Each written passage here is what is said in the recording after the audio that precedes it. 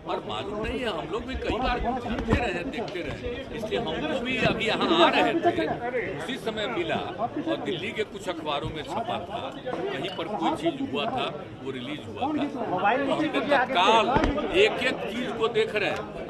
अगर जरा भी होगा एक्शन लिया जाएगा, चिंता मत करिए सब लोग। या देवी सर्वभूतेषु शक्ति रूपेण संस्थिता नमस्तस्यै नमस्तस्यै नमस्तस्यै नमो नमः। नवरात्रा के पावन अवसर पर समस्त देशवासियों को जन अदालत चैनल की ओर से हार्दिक शुभकामनाएं। आप देख रहे हैं जन अदालत समाचार, जनता की बात जनता के साथ, जन अदालत में।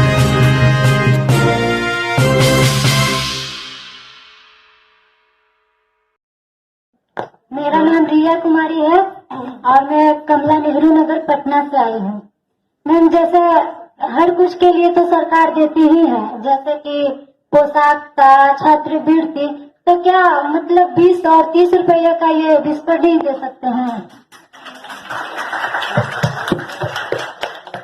अच्छा, ये जो तालियां भी बजा रहे हैं, इस मांग का कोई अंत है? 20 और 30 रुपए का विस्पर भी दे सकते हैं, कल को जीन पैंट भी दे सकते हैं, परसों को सुंदर जूते क्यों नहीं दे सकते हैं, नर्सों को वो नहीं कर सकते, और अंत में जब परिवार नियोजन की बात आएगी तो निरोध भी मुफ्त में ही देना पड़ेगा, है ना?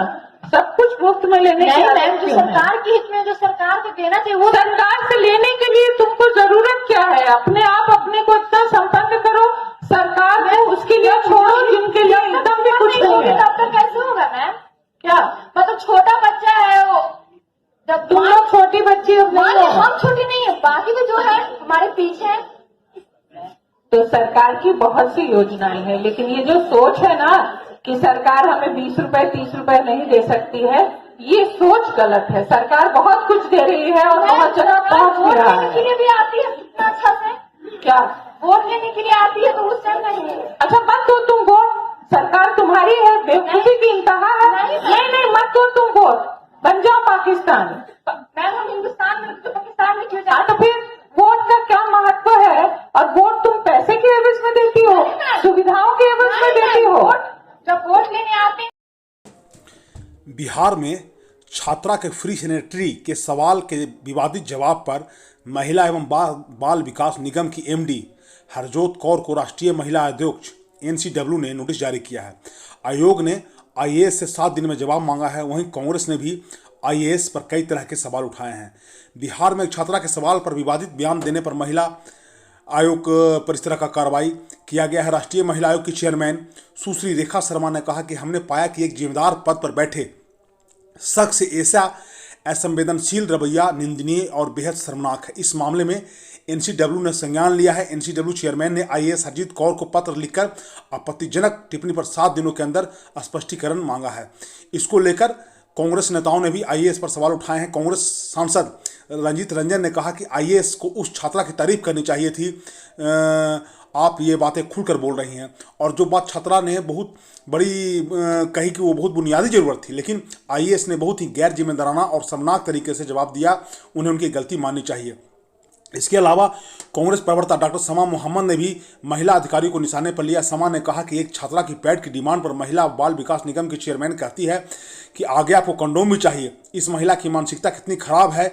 हमारी बेटियों का अपमान करने वाले अधिकारियों के खिलाफ सख्त होनी चाहिए। उन्होंने कहा था कि आपको जीन्स का पैंट चाहिए, और वोट देने के सवाल पर कहा कि तुमको पाकिस्तान चले जाना चाहिए। क्या था पूरा मामला? पटना में बुधवार को महिला एवं बाल विकास निगम की ओर से यूनिसेफ सेव द चिल्ड्रन और प्लान इंटरनेशनल के तहत सशक्त बेटी समृद्ध बिहार कार्यक्रम का आयोजन किया गया था। कार्यक्रम में 9वीं और 10वीं की क्लास की छात्राएं थीं। इस दौरान महिला विकास निगम की एमडी हरजोत कौर से एक छात्रा ने सवाल किया कि सरकार यूनिफॉर्म दे रही है, छात्रवृत्ति दे रही है, तो क्या 20-30 रुपये का सैनिटरी पैड नहीं दे सकती है? वीडियो में छात्रा के सवाल पर मौजूद कार्यक्रम में लोग तालियां बजाते नजर आ रहे हैं। इस सवाल का जवाब देते हुए हरजोत कौर ने कहा कि इस सवाल पर बहुत तालियां बजाई जा रही है। क्या इन मांग का कोई अंत है? 20 और 30 रुपये का सैनिटरी पैड भी दे सकते हैं, कल को जींस पैंट भी दे सकते हैं, परसों को सुंदर जूते क्यों नहीं दे सकते हैं? और अंत में परिवार नियोजन की बात आ गई तो निरोध ही मुफ्त में देना पड़ेगा। सब कुछ मुफ्त लेने की आदत क्यों है? वहीं इस मामले पर आईएएस हरजीत कौर ने सफाई देते हुए कहा कि कार्यक्रम को बहुत ही गलत और दुर्भावनापूर्ण तरीके से दर्शाया गया है। मुझे महिला अधिकारों और सशक्तिकरण की सबसे मुखर समर्थक के रूप में जाना जाता है। कुछ राजनीतिक तत्व मेरी प्रतिष्ठा को धूमिल करने के लिए ऐसी ओसी हरकत कर रहे हैं। कौन है हरजीत कौर?